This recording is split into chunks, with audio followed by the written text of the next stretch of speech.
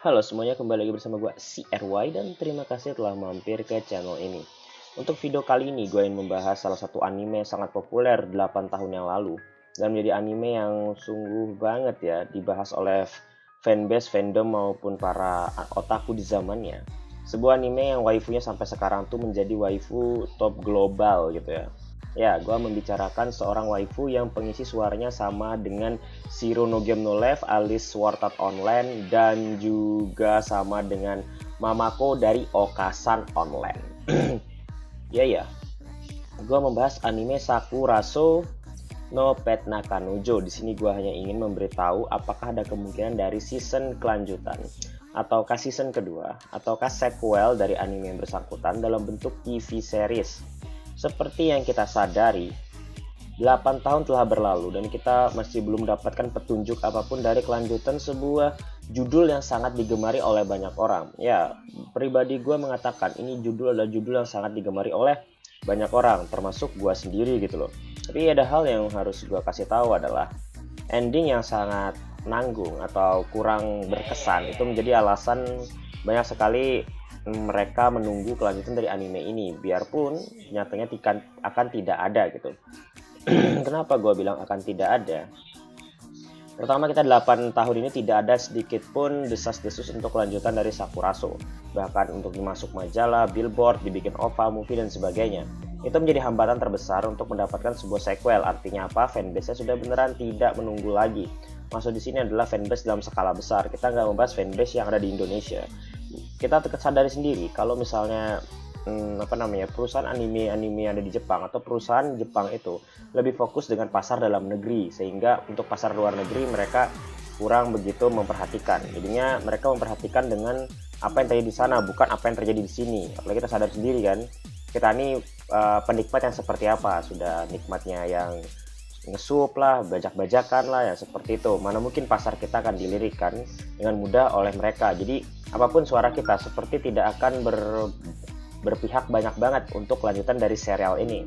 Lantas, apakah di Jepang sana Sakuraso no Pet Kanojo itu fanbase sudah sepi gitu ya? Ya, gue nggak tahu sih, tapi kenyataannya mungkin sepi. Yang pertama adalah novelnya aja sudah berakhir 6 tahun yang lalu gitu kan. Dan gue juga udah banyak sekali dapat spoiler karena gue nggak baca kelanjutannya, bahwa lanjutan dari novel Sakuraso itu sudah tidak menarik lagi seperti itu ya. Itu terlihat dari rating sih. Rating Sakuraso anime itu 82, sedangkan untuk novel 81. Artinya apa? Kualitas animenya jauh lebih banyak disukai daripada novelnya itu sendiri gitu kan. Jadi kalau kita melihat rating, kemungkinan besar apa yang dikatakan mereka yang telah baca, apalagi waktu itu tahun 2014-an, itu banyak sekali yang nggak terima dengan ending dari Sakuraso no Pet Nakanojo kalau si Namashiro nanti di gitu loh. Jadinya itu menjadi hal yang sangat rumit banget yang bisa kita pahami ya. Berarti apa? Kalau misalnya pun dilanjutkan, maka ada kemungkinan yang akan terjadi ini sudah tidak laku lagi, atau nanti penontonnya berkurang, atau malahan nanti episodenya cuma sedikit antara 10 atau 12. Ya, kita harus memahami hal-hal seperti itu. Kalau kita ingin melihat sebuah anime itu akan dilanjutkan, maka bahas dulu dari sisi bisnisnya gitu kan. Apalagi itu sudah 6 tahun yang lalu gitu, dan masih berkesan kalau misalnya cerita dari novelnya itu melalui penurunan setelah dari versi anime. Jadi banyak yang berpikiran, sudahlah animenya sampai situ aja daripada nanti dibikin season 2 tapi nanti menyesal karena tidak sesuai ekspektasi. Ingatlah bro, kalau ekspektasi itu rendah itu akan berpengaruh kepada brand dari anime itu sendiri. Pengaruh dari brand akan juga jadi bumerang untuk studio dan juga produsernya. Jadi kalau misalnya gue jadi manajer, direktur atau orang yang di belakang mereka, maka gue lebih berpikir sudahlah kita jangan melanjutkan franchise ini. Ini ceritanya sudah tidak seru lagi dan tidak akan semenarik dengan season pertama. Daripada kita melanjutkan lalu berakhir menjadi pedang bermata dua, lebih baik kita fokus dengan cerita yang lebih baru dan lebih fresh. Karena ini zaman-zamannya itu kita perang konsep, bukan lagi perang dramatisir cerita gitu. Yang kita tahu sekarang ini juga, anime-anime yang romance komedi itu nggak terlalu meledak-meledak banget ya. Memang lebih meledak mereka dengan konsep anime fantasi seperti itu. Gua nggak ngebahas anime isekai, tapi ngebahas konsep anime fantasi yang dimana akhir-akhir ini anime fantasi itu lebih banyak diberitakan, diceritakan, dibahas daripada anime dengan genre romance komedi. Ya, gua sekarang membahas tentang tren dari sebuah anime di seluruh dunia gitu kan. Ya, itu juga dilakukan oleh para pebisnis di sana karena memang untuk membuat anime itu yang paling penting uang pertama kali. Kalau kita ada uangnya, kapanpun bisa bikin. Kalau uangnya nggak ada, kita nggak bisa ngapa-ngapain. Jadi itu konsep yang sangat jelas dalam dunia bisnis. Oke.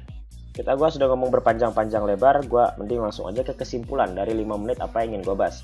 Yang ingin gua kasih tahu dalam kesimpulan yang pertama adalah, kalau misalnya dilanjutkan, takutnya kalian semua pada nggak suka. Ingatlah, kata-kata netizen itu pedas coy, apalagi netizen dari negara kita ini, negara berkembang ini kan.